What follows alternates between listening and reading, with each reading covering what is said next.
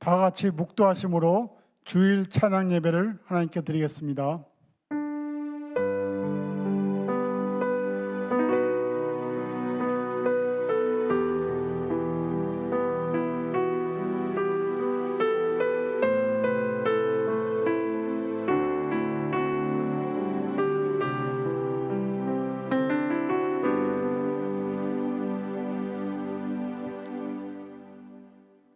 글로리아 찬양팀 인도에 따라 다 같이 찬양하시겠습니다. 죄를 깨끗하게 씻어주시는 주의 보혈을 함께 찬양드리며 나가겠습니다. 이 세상의 모든 죄를 밟으시는 주의 보혈, 성자 예수 그 귀한 피 찬송하고 찬송하세. 주님 앞을 멀리 떠나 길을 잃고 헤맬 때에 나의 뒤를 따라오사 친히 구원하셨고 흰 눈보다 더 흰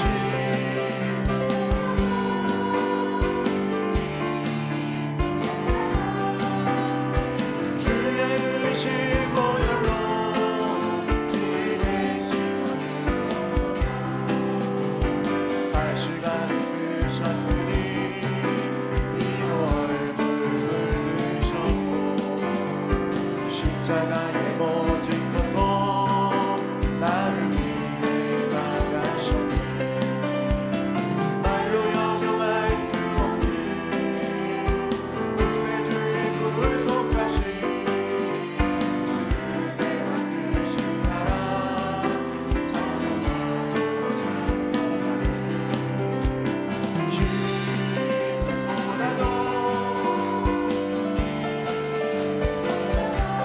죄의식 보혈로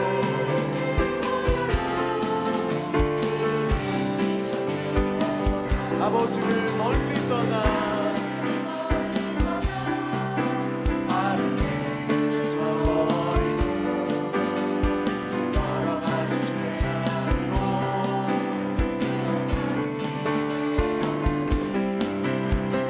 물 같은 것 가지고는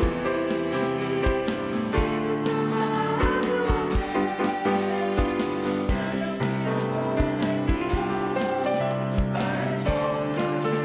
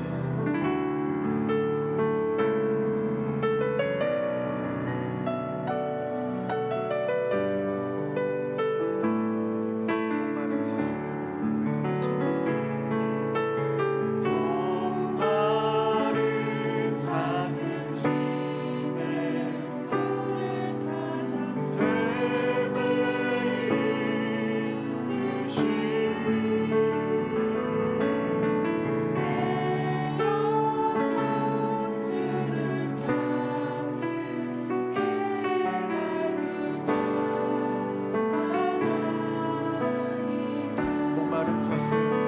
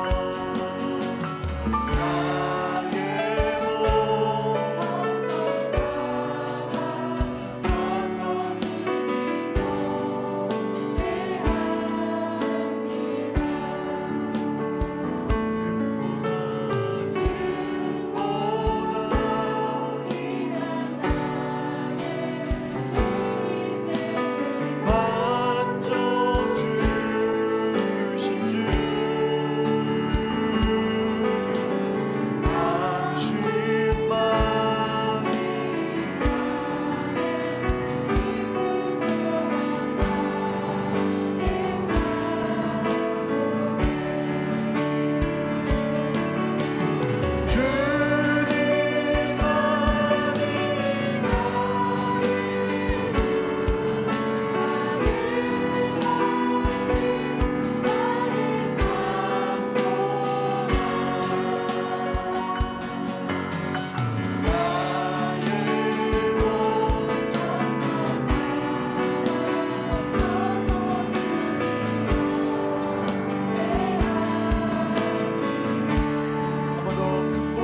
나의 주님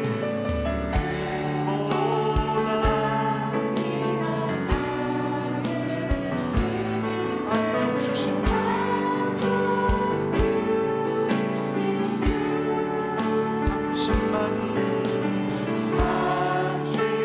당신만이 나의 기쁨입니다.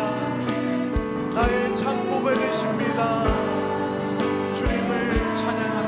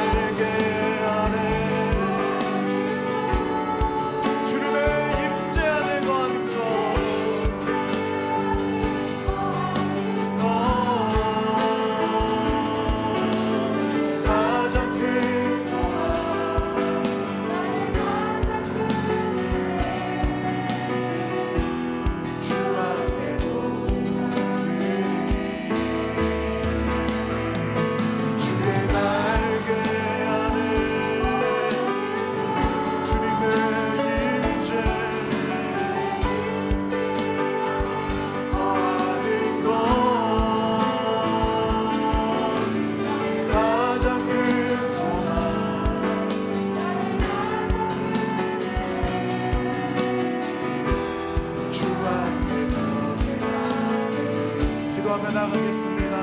오늘 찬양 예배를 통하여서 주님 앞에 나아갈 수 있도록 도와주시옵소서. 주님을 찾게 하여 주시옵소서. 주님 날개 아래에 거할 수 있는 하나님 믿음도 허락하여 주시고, 주님 향하여 우리의 마음 다하여 주께 온전한 마음 드리며 나아가는 귀한 찬양 예배 될 수 있도록 도와주셔서 주님 앞에 전심으로 고백하며 나아갈 때에 주님과 함께 동행하며 살아갈 수 있는 그 소망을 가지고 주께 나아갈 수 있도록 함께 합심하여 기도하며 나가겠습니다.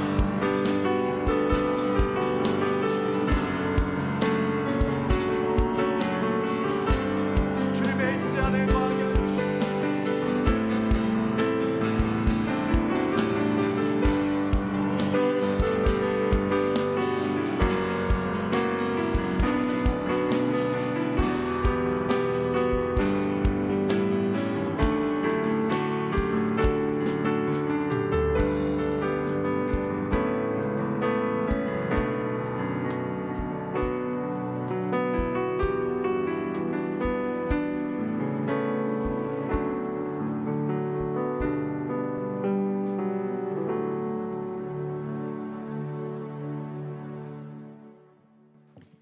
이 시간 기도 드릴 때 안수 집사님 우리의 기도를 인도하겠습니다.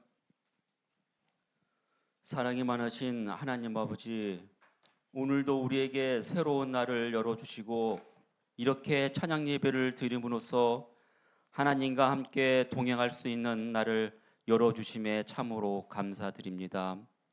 오늘 우리에게 주어진 하루를 살아내면서 말씀과 기도, 찬양으로 온 전심을 다해 주님께 나아갈 수 있는 삶 살아가게 하시고, 무엇보다 하나님께 감사하는 인생 살아갈 수 있도록 인도하여 주시옵소서.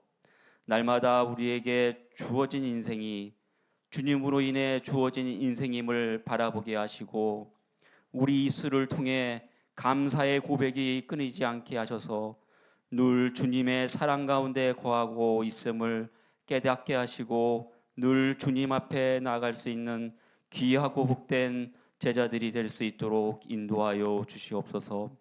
하지만 하나님, 우리에게 주어진 인생임에도 불구하고 하나님 앞에 감사하지 못한 채 수많은 죄악 속에 갇혀 있었음을 돌아보고 회개하며 나아갑니다. 하나님의 크신 사랑 속에서 그 은혜를 기억하지 못하고 살아왔던 우리의 지난날의 모습들을 내려놓고 회개하오니, 주님, 우리 삶을 되돌아보게 하시옵소서.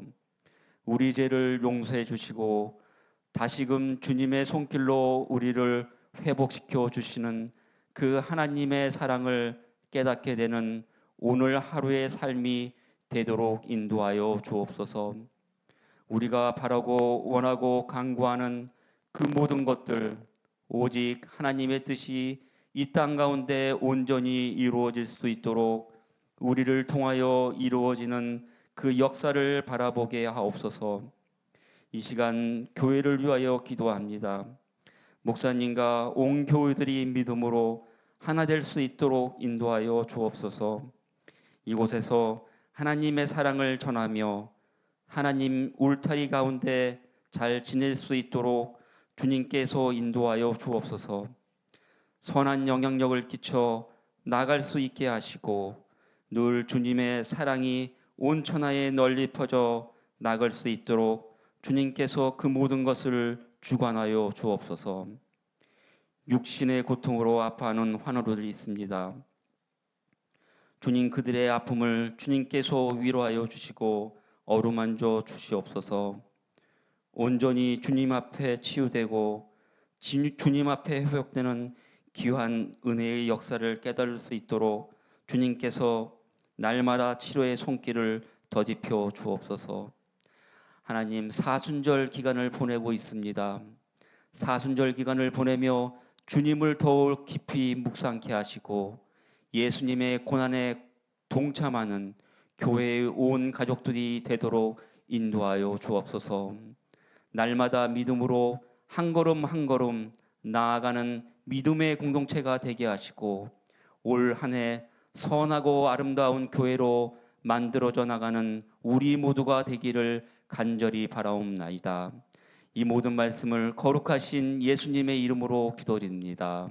아멘.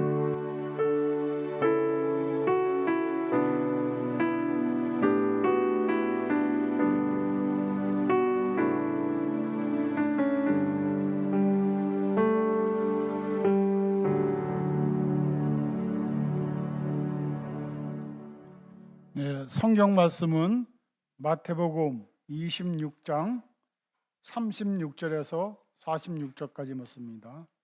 마태복음 26장 36절에서 46절 말씀입니다. 저와 여러분이 한 절씩 교독하시고 마지막 절은 다 함께 하겠습니다. 이에 예수께서 제자들과 함께 겟세마네라는 곳에 이르러 제자들에게 이르시되 내가 저기 가서 기도할 동안에 너희는 여기 앉아 있으라 하시고 베드로와 세베대의 두 아들을 데리고 가실새 고민하고 슬퍼하사 이에 말씀하시되 내 마음이 매우 고민하여 죽게 되었으니 너희는 여기 머물러 나와 함께 깨어 있으라 하시고 조금 나아가사 얼굴을 땅에 대시고 엎드려 기도하여 이르시되 내 아버지여 만일 할만하시거든 이 잔을 내게서 지나가게 하옵소서. 그러나 나의 원대로 마시옵고 아버지의 원대로 하옵소서 하시고 제자들에게 오사 그 자는 것을 보시고 베드로에게 말씀하시되 너희가 나와 함께 한 시간도 이렇게 깨어 있을 수 없더냐. 시험에 들지 않게 깨어 기도하라. 마음에는 원이로되 육신이 약하도다 하시고 다시 두 번째 나아가 기도하여 이르시되 내 아버지여 만일 내가 마시지 않고는 이 잔을 내게서 지나갈 수 없거든 아버지 원대로 되기를 원하나이다 하시고 다시 오사 보신즉 그들이 자니 이는 그들의 눈이 피곤함일러라. 또 그들을 두시고 나아가 세 번째 같은 말씀으로 기도하신 후 이에 제자들에게 오사 이르시되 이제는 자고 쉬라. 보라 때가 가까이 왔으니 인자가 죄인의 손에 팔리느니라. 같이 하시겠습니다. 일어나라 함께 가자. 보라 나를 파는 자가 가까이 왔느니라. 아멘. 할렐루야. 네, 우리 계속해서 에스라 성경 과정과 제장 양육 과정 계속해서 이어나가도록 하겠습니다. 우리 한번 옆에 분하고 인사 나누겠습니다. 우리는 예수님의 제자입니다. 네, 우리는 이 시대에 예수님의 제자로 부름받았고 또 그러한 제자로 우리가 성숙해 나갈 뿐만 아니라 그런 제자가 되어야 합니다. 우리 혼자서는 할 수가 없습니다. 함께 격려하고 붙들어줌으로 이 시대의 진정한 예수님의 제자로 성장해 나가기를 주님의 이름으로 축원합니다. 자, 우리가 두 주간에 걸쳐서 기도에 대해서 살펴보았습니다. 오늘은 마지막으로 기도에 대해서 마무리하려고 합니다. 사실 기독교 책을 보게 되면 가장 많이 나온 여러 책들이 있지만 그 중에 대표적인 책이라고 한다면 기도와 관련된 책이라 할 수 있습니다. 저도 기도와 관련된 책만 수십 권을 갖고 있습니다. 그만큼 우리가 신앙생활에 있어서 기도가 중요하기 때문입니다. 기도에 대해서 이야기한다면 뭐 1년 내내 이야기하더라도 이야기할 수가 있겠죠. 그러나 대표적인 것 세 가지만 우리가 함께 살펴보고자 합니다. 자, 첫 번째 기도란 무엇이라고요? 영혼의 호흡입니다. 그리고 기도는 하나님과의 대화이고요. 기도는 영적 싸움의 무기이죠. 자, 이렇게 우리가 기본적으로 살펴보았고 지난주에 우리가 기도는 능력이 된다는 것을 우리가 함께 나누었습니다. 자, 이제 머릿속에 기억해 둡시다. 기도는 영혼의 호흡이고 하나님과의 대화일 뿐 아니라 영적 싸움의 강력한 무기가 되고 더 나아가 우리 그리스도인까지는 뭐가 된다고요? 능력이 되는 것이죠. 네.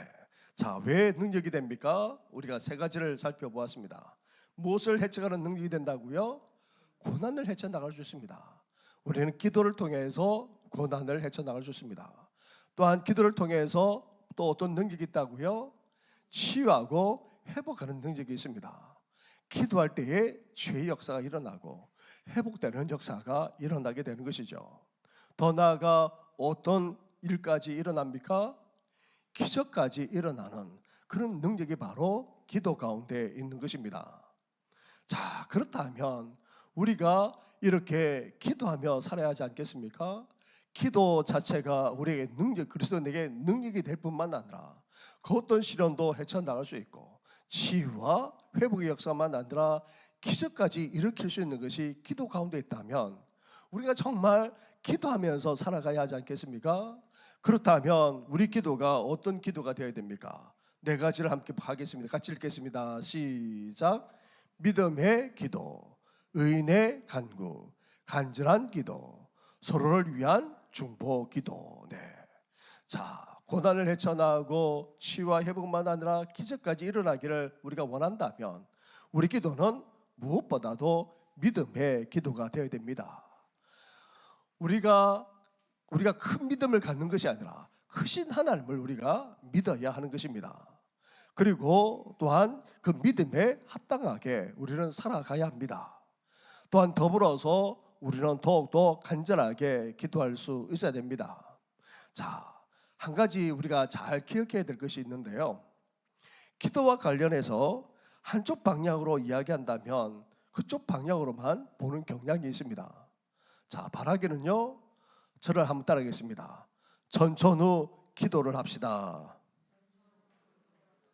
예, 우리는요 조용히 기도할 때 조용히 기도할 수 있어야 됩니다. 묵상할 때 묵상할 수 있어야 됩니다. 그러나 또 한편으로 어때야 됩니까? 간절하게 부르짖어 기도할 수도 있어야 되는 것이죠. 이 두 가지가 균형 잡힐 수 있어야 된다는 것입니다. 우리 그리스도인들은 사실 균형이 잡혀야 됩니다. 자, 묵상하자고 하면 그냥 조용히 눈 감고 있는 것이 아닙니다.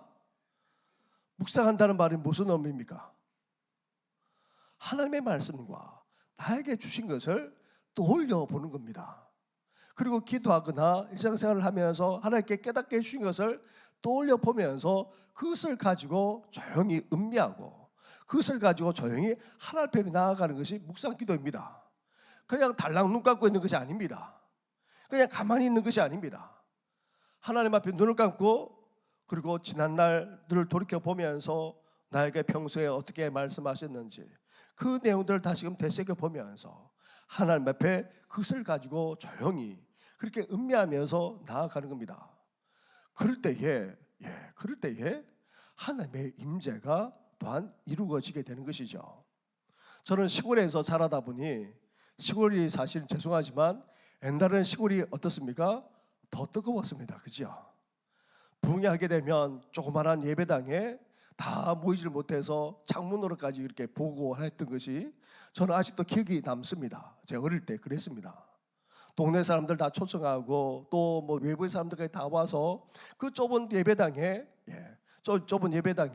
그렇게 다 앉지도 못해서 의자 다 치우고 또 그것도 안 돼서 창문으로 보기도 했던 그런 시절을 저도 보냈습니다. 그래서 시골에서 보면은 다 기도하면 뭐 두 손 들고 주여 삼창하고 막 부르짖어 기도하는 거지. 기본적으로 그렇게 기도하죠. 근데 제가 대학에 들어와서 큐티라는 것을 배웠습니다. 하나님과 교제하는 법을 배웠습니다. 그것도 영국 사람을 통해서 또 그래서 또 훈련받았던 분을 통해서 말씀을 묵상하는 법을 배웠습니다. 그러니 또 다른 세계가 열린 것이죠. 하나님을 묵상하면서 그 가운데 말씀을 통해서 임재하시는 하나님의 은혜를 체험하기 시작했습니다. 우리 학생들이 모여서 대학생들이 모여서 기도하는데 대부분 묵상기 처음에 저희들은 그런 훈련만 받다 보니까 묵상기도를 주로 했습니다. 그런데요, 그냥 조용한 것이 아닙니다. 저기서 훌쩍훌쩍훌쩍, 저도 저 뒤에서 훌쩍훌쩍, 앞에서도 훌쩍훌쩍, 옆에서도 훌쩍훌쩍. 뭐 하겠습니까? 하나님의 은혜에 감격해서 눈물을 흘리고 있는 것입니다. 자, 묵상기도 하더라도요 이런 놀라운 역사가 일어납니다. 그런데 세월이 지나가니까요 묵상기도 하는데 이제 우는 소리가 안 들려요. 훌쩍거리는 소리가 들리지 않아요. 그때부터 우리 영성이 메말라져 가는 것을 알고 그때부터서 대학생들이 모여서 기도하는 것을 바꾸기 시작했습니다. 부르짖어 기도해야 되겠다 하면서 그때부터서 부르짖어 기도하는 그런 훈련을 했던 적이 있었습니다. 왜냐하면 묵상할 때 그 깊이가 있는 반면에 한편으로 건조해 줄 수가 있습니다. 왜냐하면 우리가 인격적으로 하나님을 만나고 하나님과 함께하는 것을 훈련되지 않으면 그 묵상 기도의 그 깊은 것이 담기지 못합니다. 그런데 대부분의 묵상 기도하면 그냥 눈 감고 가만히 있는 것으로 착각하면서 그렇게 지내는 경우들이 많죠. 자, 묵상 기도하더라도 정말 하나님의 은혜에 감격해서 조용히 눈물 흘리면서 그 영적인 세계로 들어갈 수 있어야 되고요. 또 한편으로 부르짖어 강력하게 기도하는 역사가 일어나야 하는 것이죠. 이 두 가지가 균형 잡혀야 되는 것입니다. 그러면서도 또한 어때야 됩니까? 하나님께서 어떤 분은 그렇게 이야기합니다. 그렇게 오래 기도할 필요가 뭐 있느냐? 하나님의 뜻만 구하면 금방 응답되는데 왜 그렇게 오랫동안 기도해야 되느냐 하시는 분도 계시고요. 또 반면에 하나님과 또 교제하면서 더 깊이 더 간절하게 1시간 아니라 2시간, 3시간, 아니 5시간, 7시간 하루 종일 그렇게 기도까지 해야 된다고 하시는 분도 계십니다.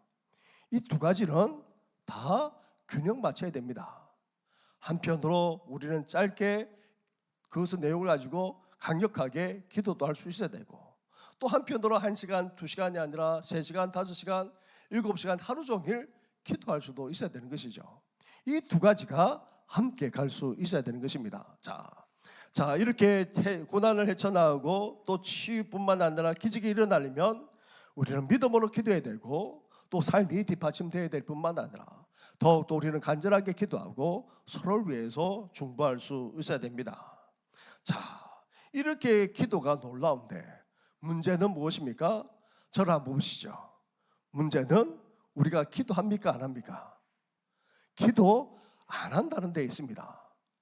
자, 고난도 헤쳐나가고 치유와 회복의 역사만 아니라 기적까지 일어나는데 그런데도 불구하고 믿는 우리가 기도하지 않는다는 데 문제가 있습니다. 대체 왜 기도하지 않게 되는 것입니까? 프랑스의 철학자이자 신학자인 분이 자크 엘률이라고 부르는 분이 계십니다. 이분은 사실 1960년대까지 70년대까지 활동했던 아주 유명한 분이십니다. 프랑스에 뭔 신앙이 있겠나 그렇게 여겨지지만 그게 사실 깔뱅이 프랑스 출신이거든요. 그리고 또 그 안에도 개신교 신자들이 적지 않습니다. 깨어있는 시대의 사람이라 할 수 있습니다. 그분이 쓴 유명한 책에 기도와 현대인이라는 책이 있습니다. 자, 왜 우리가 기도하지 않습니까? 자, 한마디로 뭐 때문이라고요? 세속화가 일어났기 때문입니다. 다시 말하면 오늘 우리 시대가 어떠합니까? 물질적으로 부족하지 않습니다. 넉넉합니다. 그러니까 편안할 수밖에 없는 것이죠. 그리고 또 어떻습니까? 온갖 즐길 수 있는 것들이 많습니다. 보고 즐기고 느낄 수 있는 것도 많고 더 나아가 쾌락까지도 추구할 것이 너무나 많은 세상이 되어버렸습니다. 그러니 믿는 사람조차 하나님을 믿지 않고 기도조차도 하지 않게 되는 것입니다. 우리가 이런 시대 가운데 살아가고 있습니다. 자, 5, 60년대에 이 자크 엘룰은 이렇게 기도하지 않는 이유가 바로 여기 있다 그렇게 진단을 하는데 자, 오늘날 시대에도 마찬가지지 않습니까? 그렇죠? 네. 우리가 사실은 잘 살면 잘 살수록 믿음 생활을 더 잘하겠습니까? 못하겠습니까? 죄송하지만 잘 살면 잘 살수록 믿음 생활 잘하기는 쉽지 않습니다. 기도하는 것도 마찬가지입니다. 자, 세속화의 거대한 물결이 계속 오늘 우리 시대만 아니라 앞으로도 계속해서 일어나게 될 것입니다. 뿐만 아닙니다. 왜 기도하지 않습니까? 다름 아닌 이성과 회의주의 풍토 때문에 그렇다는 것입니다. 이제 학문이 발달하고 과학까지 발전해 나감에 따라서 사람들은 어떻게 생각합니까? 이성적으로 생각합니다.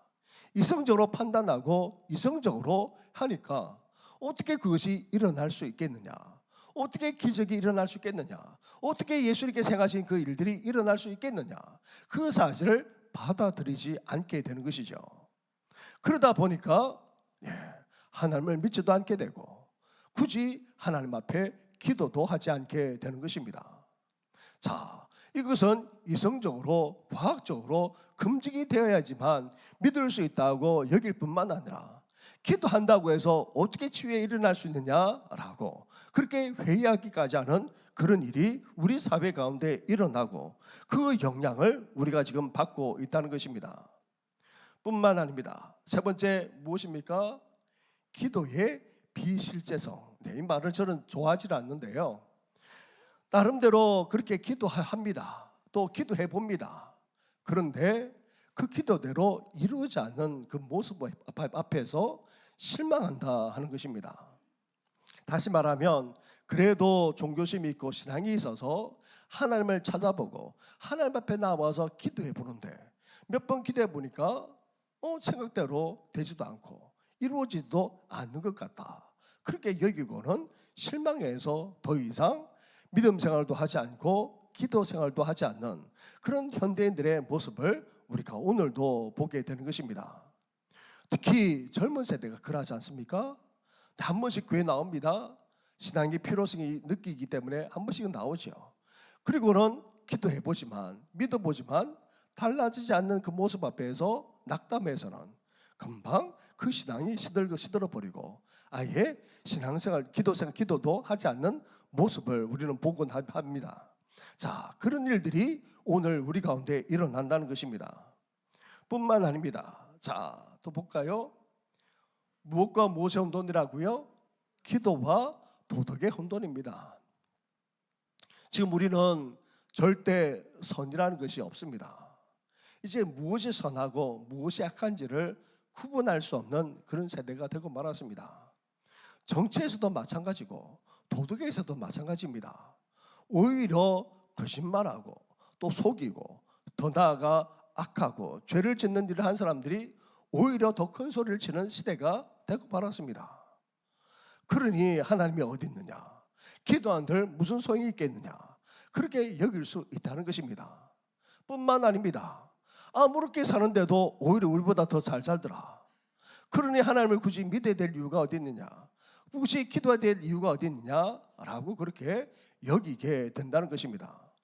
그러다 보니 믿는 우리조차 헷갈리기 시작합니다. 내가 정말 기도대로 살아야 되나? 정말 도덕대로 살아야 되나? 정말 하나님 앞에서 살아가야 되나? 하는 것에 대해서 우리가 회의감이 들 때도 적지 않다는 것입니다. 바로 그러합니다. 또한 다섯 번째 또 어떻습니까? 우리 인간이 어떻게 졌다고요? 교만해졌습니다. 자, 학문이 발달하고 과학이 발전해 나가고 그러다 보니까 지식과 정보가 넘쳐나고 있습니다. 옛날에는 어르신들이라고 하면 경험이 많기 때문에 그분들의 말에 귀를 기울이곤 했습니다. 그런데 요새 젊은 애들이 저희 말을 듣습니까? 안 듣습니다. 저는 그 신학을 하기 전에 저는 만약에 목회자가 안 됐다면 두 가지를 하고 싶었습니다. 제가 어릴 때부터 목회자가 된다고 했기 때문에 목회자의 길을 가게 됐지만 그래도 제가 목회자가 안 됐으면은 학교 역사 선생님이 되지 않았을까 또 그런 생각을 해보고요. 그 다음에 꼭 하고 싶은 것 중에 하나가 서점을 한번 열고 싶은 마음도 있었습니다. 제가 책을 나름대로 좋아했기 때문에 그렇습니다. 네. 그래서 한때는 대구에 있는 지방에 기독교 서점이 큰 것이 있는데 여기 한 반만 한 정도가 됩니다. 반만 한 정도가 되는데 기독교 서점이 그 기독교 서점에 처음부터 끝까지를 다 외우는 사람은 저밖에 없었어요. 책 자체를 좋아했기 때문에 이 책이 어디에 꽂혀 있는지를 서점 사람들은 몰라요. 제가 알아요. 제가 가면은 제가 찾아주고 그렇게 했던 적이 여러 번 있었고 한때는 제가 이렇게 책을 보고 있던 그 장면을 찍어서 나중에는 그 서점에서 아예 버스에다가 붙였더라고요. 그러려고. 그랬던 적도 있었습니다. 제가 이야기하고자 하는 것은 자, 지식도 정보도 넘쳐납니다. 그러다 보니까 우리 인간이 똑똑한 줄 착각합니다. 그러다 보니 교만하게 되죠. 그렇게 되면 하나님을 믿지도 않게 되고 또 어떻게 됩니까? 기도도 하지 않게 된다는 것입니다. 이렇게 자크 엘돌 철학자와 신학자가 이렇게 사회적인 현상을 보면서 이렇게 진단을 하고 있습니다. 자, 우리는 어떻습니까? 우리도 이렇게 거대한 세속화의 물결을 타고 있고 또 이성과 회의주의에 우리는 그것을 계속해서 그 영향을 받고 있습니다. 그리고 더불어서 또 기도의 비실제성만 아니라 또 기도와 도덕이 혼돈되어져 있고 더 나아가 우리 인간이 교만해지기까지 하고 있기 때문에 오늘날 기도하지 않는다. 그렇게 자크 엘룰은 철학자로서 신학자로서 그 관점을 이렇게 진단하고 있습니다. 여러분들은 어떻습니까? 자, 우리는 이런 시대 속에서 이런 영향을 받으면서 살아가고 있기 때문에 어떻습니까? 더 기도하겠습니까? 아니면 덜 기도하겠습니까? 죄송하지만 안 기도하게 되는 것입니다. 예. 그냥 덜 기도하는 정도가 아니라 안 기도하게 되는 것이죠. 네. 이런 영향을 우리는 계속해서 받고 있습니다. 이것을 마치 샤워한다는 그런 개념으로 외국 학자들은 말을 합니다. 생각해 보십시오. 막 샤워를 하는데 몸이 젖을 수밖에 없지 않습니까? 우리가 24시간 이런 사회 속에서 살아가니까 계속해서 그 영상뿐만 아니라 들려오는 거 보는 것들이 다 그러니까 신앙을 더 추구하지 못하게 되고 더 나아가 기도도 하지 않게 되는 것입니다. 그렇기 때문에 오늘 우리 주님께서 제자들에게 어떻게 말씀하십니까? 깨어 있을 것을 말씀하고 있는 이유가 바로 여기 있는 것입니다. 자, 그렇다면 자, 오늘 본문 예수님께서 감람산에서 기도하셨던 모습입니다. 십자가를 앞두고 예수님께서는 밤을 새면서 기도하셨습니다. 그런데 이렇게 깨어 기도하는 예수님과 달리 제자들은 어떠합니까? 전혀 기도하지 못한 채 잠들어 있는 모습을 우리가 볼 수 있습니다. 자, 이렇게 예수님의 모습과 제자들의 모습을 대조해서 우리가 함께 이 시간 살펴보고자 합니다. 먼저 왜 기도하지 않습니까? 왜 제자들이 기도하고 있지 못합니까? 왜 우리가 기도하지 못합니까? 첫 번째로 우리가 어떤 사람입니까? 죄인이기 때문에 그렇습니다. 그리고 또 앞에도 말씀했죠. 죄악까지 넘쳐나는 그런 세상을 살아가고 있기에 사실 우리가 기도하지 못하는 것입니다. 자, 죄라는 본성은 어떠합니까? 같이 한번 말씀 읽겠습니다. 시작.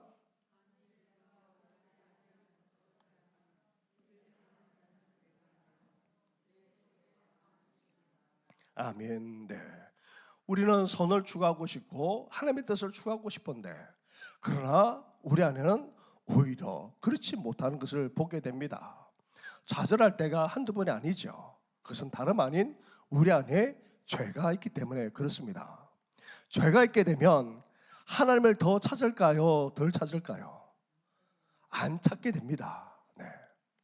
덜 찾는 것이 아니라 아예 안 찾게 됩니다. 왜 그렇습니까? 죄의 특성은 하나님을 바라보지 못합니다. 하나님과 등지게 되어 있습니다. 하나님께 나아가지 못하게 됩니다. 그래서 우리 안에 죄성이 있기 때문에 사실 본질상 하나님을 찾지 못하는 그런 존재가 되고 말았고 거기에다가 우리가 땅을 딛고 살아가는 일상조차도 죄악까지 넘쳐나기 때문에 사실 우리가 이렇게 기도하고 믿음 생활하거나 기도 생활을 하지 않게 되는 것입니다. 뿐만 아닙니다. 또 왜 우리가 기도하지 못합니까? 우리 일상생활이 어떻다고요? 바쁘고 분주해서 그렇습니다. 한 번은 아프신 권사님한테 전화를 드리니까 권사님 제가 한번 찾아뵐까요? 그렇게 이야기하니까 오실 필요가 없대요. 그래도 제가 잠깐 얼굴에 한번 보려고 합니다. 그렇게 이야기하면은 안 와도 된대요. 왜 그런 줄 아십니까? 약속이 있대요. 약속이 있대요. 아니 무슨 약속이 있냐고. 병원에 약속을 했기 때문에 병원 가야 한다고 이야기하십니다. 그래서요 요새는요 어르신들하고도 미리 이야기하지 않으면 나름대로 스케줄이 다 계십니다. 뭘 하시더라도 다 바쁘게 살아갑니다. 자, 어르신들도 그런데 우리는 더 그렇지 않겠습니까? 분주하고 바쁘다 보면 조용히 하나님 앞에 나아가는 것은 사실 쉽지 않습니다. 자, 우리 농경 시대 우리가 이제 살아가는 것이 편하고 또 이렇게 도시 생활을 하면 할수록 신앙생활을 더 잘할 수 있는 것이 아니고요. 오히려 신앙생활을 덜 하게 됩니다. 그래서 보통 기도원이나 수도원들은 다 도심지에 있기보다 더 멀리 있는 이유가 바로 그게 있는 것입니다. 일상에서 벗어나 하나님 앞에 전적으로 나아가도록 하기 위해서 순례도 그렇게 하는 것이고 또 기도원도 그렇게 있는 이유가 바로 여기에 있는 것입니다. 일상에서 벗어나야지만 우리는 하나님을 찾을 수 있게 되는 것이죠. 자, 세 번째로 또한 어떠합니까? 같이 한번 읽겠습니다. 시작. 마음에는 원이로되 육신이 약하도다 하시고 다시 오사 보신즉 그들이 자니 이는 그들의 눈이 피곤함이로라. 자, 그렇지 않아도 우리 본성이 죄인이고 또 죄악이 넘쳐나는 세상에서 그것도 우리 일상이 바쁘고 분주하게 돌아가다 보니 사실 하나님 앞에 나아가는 것도 쉽지 않습니다. 그런데 우리의 삶이 어떠합니까? 바쁘고 분주하다 보니 육신적으로 연약해질 수밖에 없습니다. 다시 말하면 피곤하게 됩니다. 피곤하면 사실 더 이상 기도할 수가 없습니다. 자, 예수님과 함께 했던 제자들, 나중에는 겟세마네 동산에서 예수님께서는 그렇게 깨어 간절하게 부르짖어 기도하고 있는데 제자들은 어떻게 했습니까? 잠들고 말았습니다. 피곤하면은 사실 어떤 장사도 그 피곤을 이기지 못하는 것이죠. 이렇게 육신적인 연약함이 우리로 하여금 기도하지 못하게 하는 것입니다. 자, 죄성을 가진 데다가 우리 일상까지도 분주합니다. 그러다 보니 우리 육신은 쉬 피곤해지고 또 힘들어지게 되는 것이죠. 그래서 새벽만 아니라 기도하는 것이 사실 쉽지 않습니다. 피곤하니까 오히려 하나님을 찾기보다 오히려 자신의 편안만을 추구하게 되는 것입니다. 자, 그런데 우리는 여기서 깨달아야 할 것이 있습니다. 자, 말씀을 같이 한번 읽겠습니다. 시작. 제자들에게 오사 그 자는 것을 보시고 베드로에게 말씀하시되 너희가 나와 함께 한 시간도 이렇게 깨어 있을 수 없더냐. 시험에 들지 않게 깨어 기도하라. 마음에는 원이로되 육신이 약하도다 하시고 아멘. 자, 예수님께서 깨어 기도하라 말씀하시면서 왜 깨어 기도해야 된다고 말합니까? 무엇에 들지 않게 하기 위해서라고요? 시험에 들지 않게. 자, 우리는 핑계를 댑니다. 자, 이렇게 세상에 죄악이 넘쳐나고 우리도 하나님 앞에 바로 서지 못하는 죄인이기에 그리고 우리 삶이 너무나도 바쁘고 분주해서 그러다 보니 육신적으로 피곤하다 보니 기도하지 못합니다. 말하지만 그러나 본질적인 원인은 무엇이라고요? 예수님께서는 영적으로 보고 있다는 것입니다. 우리는 핑계를 대지만 이것 때문에 기도하지 못한다고 말하지만 실질적으로 어떠합니까? 영적인 시험에 들어있기 때문에 기도하지 않고 있는 것입니다.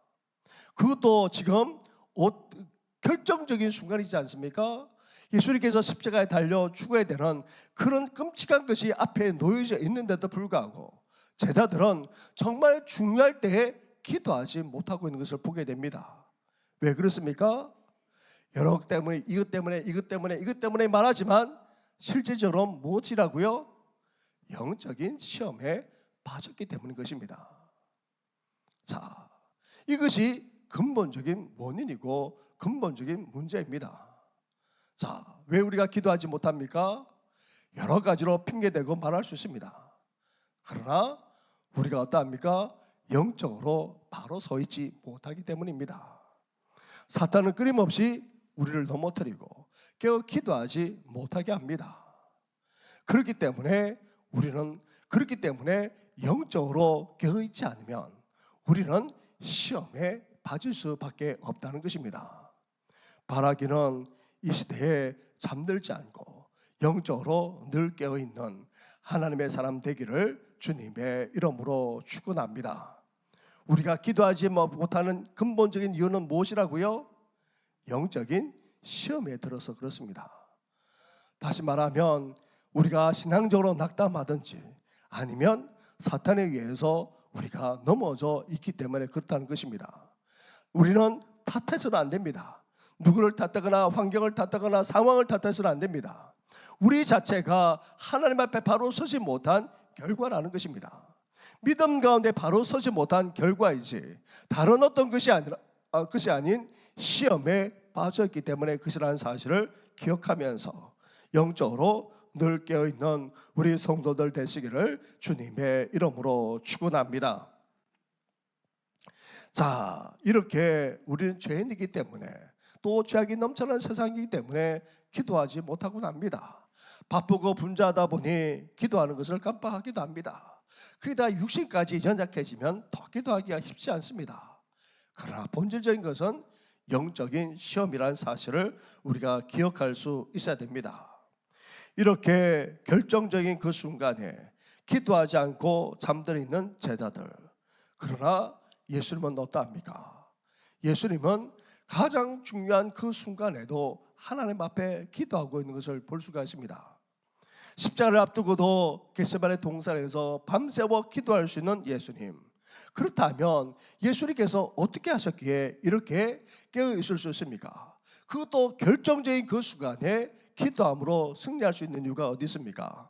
누가복음 22장에서 이렇게 말씀합니다. 같이 한번 하겠습니다. 시작. 예수께서 나가사 습관을 따라 감난산에 가시매 제자들도 따라갔더니 아멘. 네.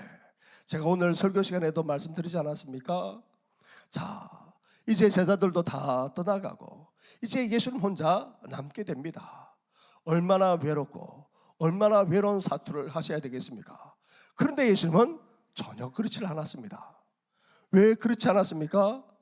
하나님 아버지가 나와 함께 있음을 확신하고 있었기 때문입니다.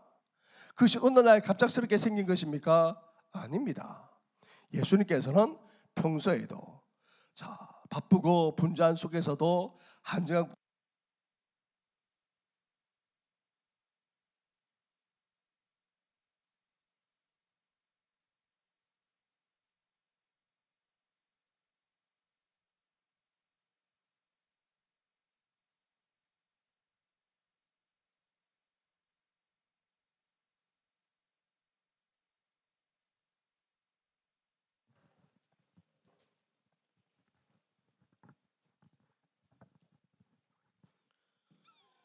이것을 가리켜서 이렇게 말할 수 있습니다. 자, 기도가 어떻게 되었다고요? 우리 삶의 일부가 된 것입니다. 예수님이 그러하셨습니다. 많은 사람들, 많은 사역을 해 나갔지만 그래도 주님과 교제하셨고 또 사람들이 몰려오실 때도 예수께서 의도적으로 혼자서 하나님을 만나고 기도하셨던 것을 볼 수가 있습니다. 그래서 기도는 삶의 일부가 되어야 합니다. 이것을 또 다른 말로 같이 한번 읽겠습니다. 시작. 일상화된 기도. 네. 기도 자체가 삶이 되었다는 것입니다. 네. 자, 우리 삶의 한 부분이 되어야 한다는 것입니다. 그래서 이전 성경에서는 이 말씀을 무시로라고 했는데 지금은 이렇게 번역했습니다. 같이 한번 읽겠습니다. 시작. 기도를 계속하고 기도에 감사함으로 깨어 있어라. 네. 우리는 기도를 하되 어떻게 기도해야 됩니까? 무시로 계속해서 기도할 수 있어야 됩니다. 걸어가면서도 또 차를 타고 가면서도 또 짬이 날 때에 또 따로 시간을 일정하게 또 들여서 우리는 하나님 앞에 나아가며 기도할 수 있어야 되는 것입니다. 이런 기도 생활이 일상화될 때에, 이런 기도가 우리 삶의 한 부분이 될 때에 어떻게 됩니까? 결정적인 그 순간에도 우리가 기도하며 승리할 수 있는 것입니다. 바라기는 국가대표 선수들이 메달을 따기 위해서 어떻게 합니까? 어느 일정 기간 동안에 몸을 만들어 나가기도 하죠. 그러나 평소에 늘 훈련을 합니다. 반복적인 훈련을 합니다. 최대한의 훈련을 합니다. 그렇게 해서 시합에 나가 승리하게 되는 것이죠. 그것처럼 우리 일상이 기도가 되고 또 우리 삶의 일부가 되어지는 귀한 역사가 있기를 주님의 이름으로 축원합니다. 세 번째로, 두 번째로 예수님은 또한 어떤 기도를 하고 있습니까? 같이 39절 말씀을 읽겠습니다. 시작. 내 아버지여, 만일 할만하시거든 이 잔을 내게서 지나가게 하옵소서. 그러나 나의 원대로 마시옵고 아버지의 원대로 하옵소서 하시고. 아멘. 예수님은 간절하게 기도했습니다. 자신이 앞에 이제 짊어져야 될 이 십자가, 이것이 얼마나 고통스러운지를 잘 알고 계셨습니다. 이 잔이 지나가기를 원했습니다. 하지만 궁극적으로 예수님은 어떤 기도를 하고 계십니까? 자기의 원대로 아닌 아버지의 원대로 되기를 원하는 기도를 하고 있다는 것입니다. 다시 말하면 내 뜻이 아닌, 내 소원이 아닌, 내 바람이 아닌 하나님의 뜻이 이루어지기를 그렇게 간절하게 기도했던 것입니다. 이것을 가리켜서 무슨 기도라고요? 응답하는 기도인 것입니다. 우리는 하나님 앞에 간절하게 기도하는 것만 합니다. 요구하는 기도만 합니다. 요청하는 기도만 합니다. 그것이 아니고 예수님은 하나님의 뜻을 구하면서 응답하는 기도를 하고 있다는 것입니다. 이렇게 평소에도 주님과 늘 교제하며 하셨기에 결정적인 그 순간에도 기도하셨고, 더 나아가 평소에도 자기가 원하고 바라는 뜻대로 기도한 것이 아니라 하나님의 뜻을 구하면서 응답하며 기도하면서 나아갔다는 것입니다. 뿐만 아닙니다. 자, 그것을 우리가 마태복음 6장에서 알 수가 있죠. 같이 한번 읽겠습니다. 시작. 그런즉 너희는 먼저 그의 나라와 그의 의를 구하라. 그리하면 이 모든 것을 너에게 더하시리라. 아멘. 우리가 간구하는 기도를 드리기에 앞서서 응답하는 기도부터 드려야 될 이유가 바로 여기에 있음을 우리가 알 수가 있습니다. 바라기는 하나님의 뜻이 이루어지기를 원하면서 기도하는 우리 성도들 되시기를 주님의 이름으로 축원합니다. 세 번째로 또 예수님께서 어떻게 기도하고 계십니까? 같이 한번 말씀을 읽도록 하겠습니다. 시작.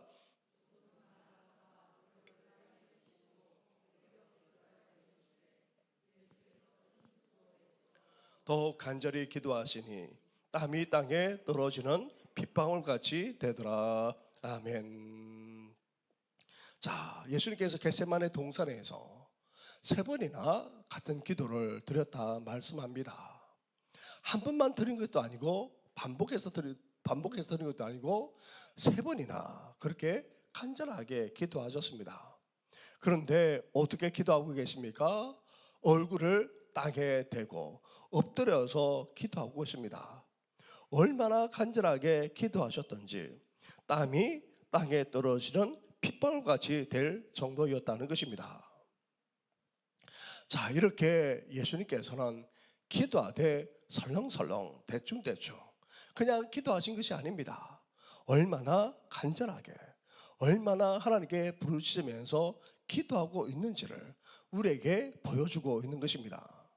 자, 십자가를 지는 그 끔찍한 고통만 아니라 인류의 죄까지 대신 짊어져야 하는 그 엄청난 구원의 사역을 감당하기 위해서 예수님께서는 이렇게 간절하게 하나님 앞에 기도드렸다는 것입니다. 우리 또한 그래야 되지 않겠습니까? 우리 또한 하나님의 사역을 감당하기 위해서만 아니라 또 우리 삶의 문제를 가지고 하나님의 역사를 기대한다면 우리 또한 예수님처럼 간절하게 기도할 수 있어야 합니다. 우리가 일상적인 평범한 기도도 이것을 가리켜서 간절한 기도라고 하면서 응답할 때까지 간구한 기도, 다시 말해 간절한 기도라고 그렇게 말할 수 있는 것이죠. 자, 우리가 앞에서도 살펴보지 않았습니까? 엘리야 또한 우리와 같은 성정을 가진 사람입니다. 그런데 엘리야도 간절하게 기도했다 말합니다. 지난번에도 말씀드리지 않았습니까? 그냥 두 손을 들어 하늘을 우러보면서 기도한 정도가 아닙니다. 산꼭대기에 올라가 땅에 무릎을 꿇고 그 얼굴을 무릎 사이에 넣을 정도로 간절하게 기도했다는 말입니다. 그것도 한두 번 한 것이 아니라 7번 응답할 때까지 그렇게 부르짖어 기도했던 것을 볼 수가 있습니다.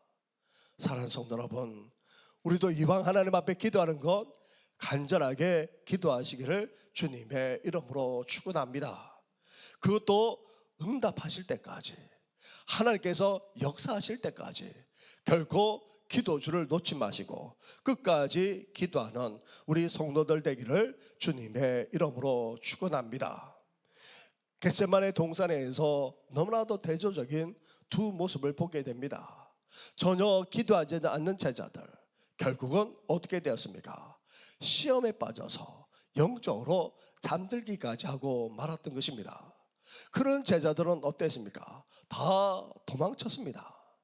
그런데 평소에도 하나님과 교제하고 그리고 하나님의 뜻을 구하실 뿐만 아니라 간절하게 기도하신 예수님은 십자가에서 어떻게 하셨습니까?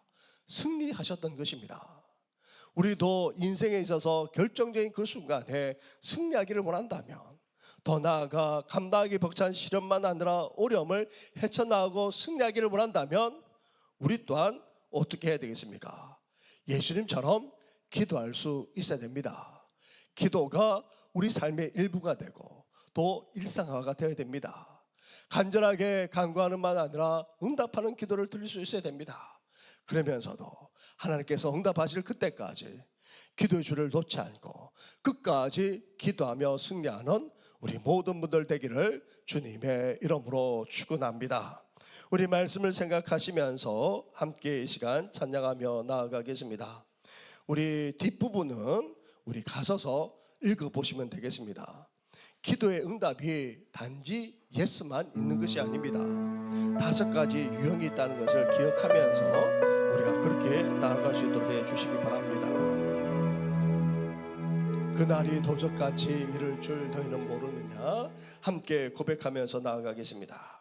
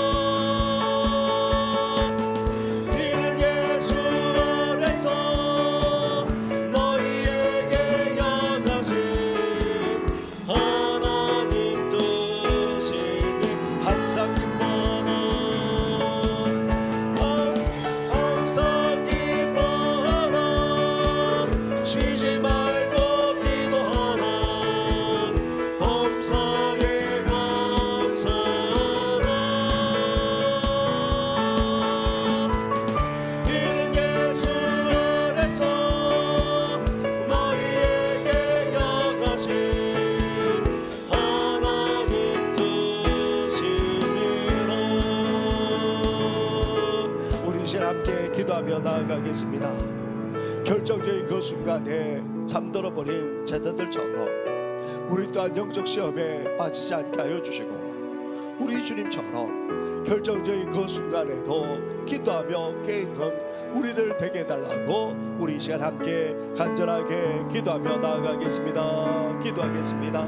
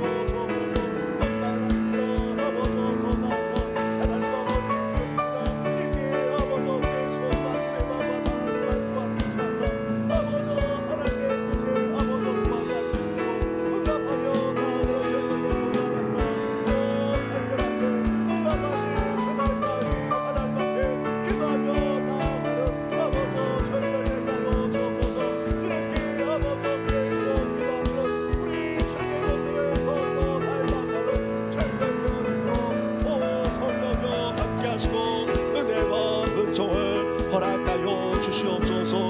이 모든 것 예수님의 이름으로 기도드립니다. 아멘. 하나님 감사합니다. 제자 양육 과정을 하면서 기도에 대해서 함께 나누게 하시니 너무나도 감사를 드립니다. 안타깝게도 갈수록 더 기도하는 정도만 아니라 아예 기도조차도 하지 않는 그런 세대가 되고 말았습니다. 순수하게 하나님 앞에 엎드리고 무릎 꿇었던 저희들이 이 세대를 본마다 오히려 변질되고 있는 모습을 보게 됩니다. 하나님 아버지, 죄성을 가졌기에 죄악이 넘쳐난 세상을 살아가기에 바쁘고 분주하게 살아가고 있기에 나아가 육신으로 연약할 뿐 아니라 피곤하기 때문에 기도하지 못한다 말들 하지만, 그러나 궁극적으로 영적인 시험에 빠졌기 때문임을 우리 주님께서 말씀하지 않았습니까? 이제 더 이상 핑계대지 않고 영적으로 깨어있을 뿐 아니라 더욱더 기도하는 데 열심을 내는 우리들 되게 하여 주시옵소서. 예수님처럼 결정적인 그 순간에 또 하나님 아버지, 그러므로 말미암아 승리까지 하셨던 우리 주님의 모습을 본마다 늘 평소에 주님과 더욱더 기도하며 교제하는 우리들 되게 하여 주시옵소서. 우리 뜻을 구하기에 앞서서 하나님의 뜻을 구하되 응답하며 나아가게 하여 주시고, 우리 주님께서 우리의 기도를 들어주실 그때까지 하나님 아버지 간절하게 기도하는 우리 모든 성도들 될 수 있도록 하나님 함께하여 주시옵소서. 그러므로 말미암아 기도로 승리하는 우리 모든 성도들 되게 하여 주시옵소서. 이 모든 건 예수님의 이름으로 기도드립니다. 아멘. 우리 함께 찬양하며 나아가겠습니다.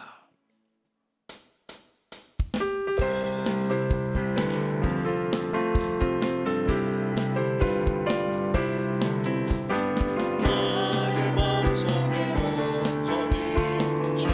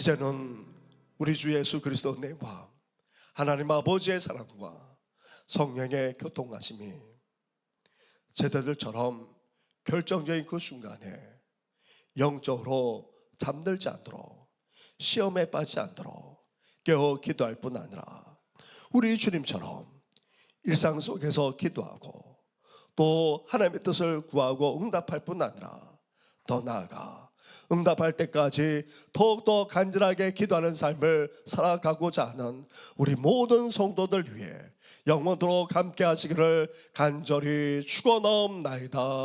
아멘.